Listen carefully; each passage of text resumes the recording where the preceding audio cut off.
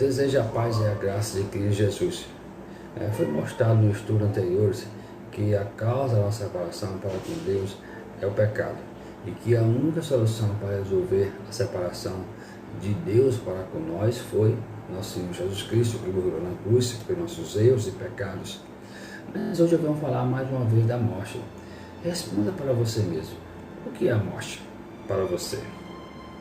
Então, uma das consequências mais óbvias, na verdade, do pecado é a morte e o preço justo pelos nossos erros.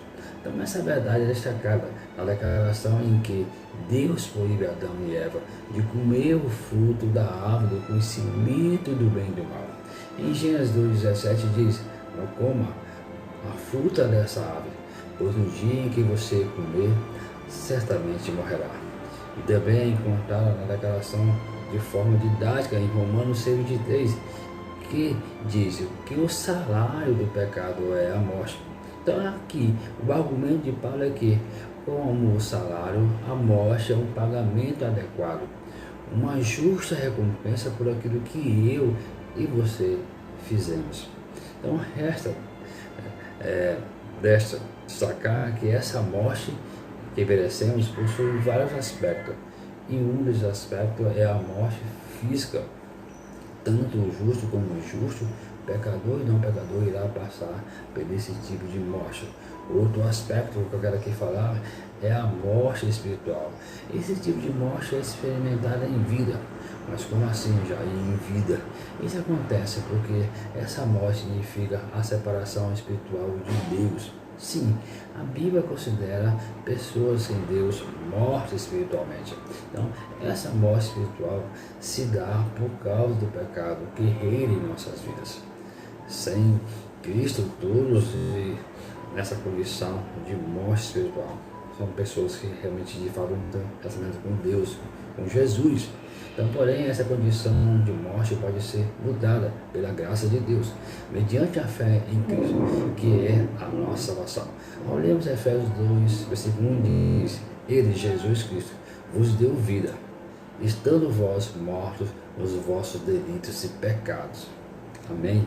Só Jesus. E o terceiro aspecto é a morte eterna ou morte final. Essa é a morte mais terrível e decorrente da morte espiritual.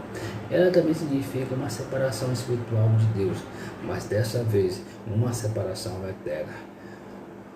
Os que passarem por essa morte, e que também é chamado de segunda morte, terão como destino final um local de tormento eterno, comumente chamado pela Bíblia de inferno e lago de fogo.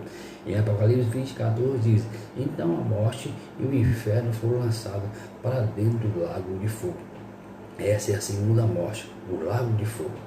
Os que passarão por essa morte serão todos os não salvos, condenados pela justa justiça de Deus no último dia. Fica aqui a reflexão, e fica aqui também algumas perguntas. O que a morte nos ensina? Você entende que mesmo estando vivo fisicamente pode estar morto espiritualmente? Volte para Jesus, ainda há esperança. A terceira pergunta é: quem está condenado ao inferno? E a quarta pergunta: o que a Bíblia diz sobre o inferno? E a quinta pergunta: que lição você aprendeu hoje? Eu desejo a paz e a graça de Cristo e uma boa reflexão.